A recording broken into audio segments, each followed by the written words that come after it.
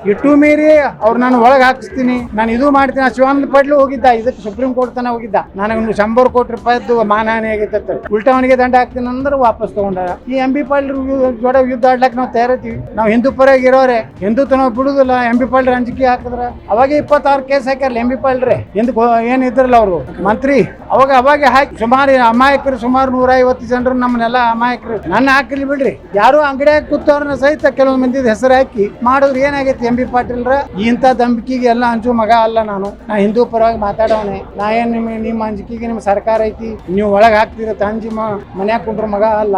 ನಿಮ್ಮ ಹಿಂದಿರುವಂತವ್ರ ಬಗ್ಗೆ ಎಚ್ಚರ ಇರ್ಲಿ. ಯಾವ ಲೋಫರ್ ಅದಾನ, ಕ್ರಿಮಿನಲ್ ಅದಾನ, 302 307 ಅಟ್ರಾಸಿಟಿ ಇದ್ದವನ್ ಅವ್ನ ಮಗ್ಲಾಗ ಕುಂಡ್ರಿಸ್ಕೊಂಡು ನಿಮ್ಮ ಮನ್ಯಾಗ ದಿನ ಮುಂಜಾನೆ ಹೋದ್ರ ಅವನೇ ಇರ್ತಾನ. ಅವನ ವಿರುದ್ಧನೇ ನೀವು ಹೋರಾಟ ಮಾಡಿದ್ರಿ. 80,000 ಜನರು ತಗೊಂಡು ಬಿಜಾಪುರ್ನಾಗ ಒಬ್ಬ ಗುಂಡ. ಅವ್ನದೇನ್ ಇತಿಹಾಸ ಅನ್ನೋದು ಮಾನ್ಯ ವಿಧಾನ ಸಭೆದಾಗ ಹೇಳಿನಿ. ಇಂಥವನ ಒಬ್ಬನ್ನ ನೀವು ಇಂಥ ಒಂದು ಏನು ನಮ್ಮ ಕೋರ್ಟಿನ ಒಂದು ಇದನ್ನ ಮಾಡಿರಿ. ಮತ್ತೆ ಇದನ್ನ ಬಿಟ್ಟು ನೀವು ನನ್ನ ಮ್ಯಾಗ ಏನಾರೇ ಆಕ್ಷನ್ ತಗೋತೀನಿ ತಗೋರಿ, ಏನ್ ಆಯ್ನ ಅನ್ಸುದಿಲ್ಲ. ಮುಂದೆ ಒಂದು ಕಾಲ ಬರ್ತೈತೆ ನಮಗೂ. ನೀವು ಯಾರ್ಯಾರನ್ನ ರಕ್ಷಣೆ ಮಾಡ್ಲಕತ್ತಿರಲ್ಲ ಗುಂಡಾಗಳನ್ನ ಲಪೋಟನ ಬಿಜಾಪುರ್ನಾಗ, ಅವ್ರನ್ನೆಲ್ಲರಿಗೂ ಬರೋಬ್ಬರಿ ಕಾಲ ತೋರಿಸೋ ಕಾಲ ಬರ್ತೈತಿ. ಇನ್ನು ಮುಂದಿನ ಅವಧಿ ನಮ್ದೇ ಐತೆ. MB ಪಾಟೀಲ್ ಮುಗೀತಿ ಈ ಸಲ. ನಿಮಗೆ 28ಕ್ಕೆ ನೀವು ಮನೆಗೆ ಹೋಗ್ತೀರಿ, 28ಕ್ಕೆ ನಮ್ಮ ಸರ್ಕಾರ ಬರ್ತದೆ. ನೀವು ಎಷ್ಟು ಗುಂಡಾಗಳನ್ನ ಸಾಕಿರಲ್ಲ ಬಿಜಾಪುರ ಜಿಲ್ಲಾದಾಗ, ಅವು ಕೆಲವೆಲ್ಲ ಲೋಫರ್ಗಳನ್ನ ಅವ್ರನ್ನೆಲ್ಲ ಒಳಗೆ ಹಾಕ್ಸಿ.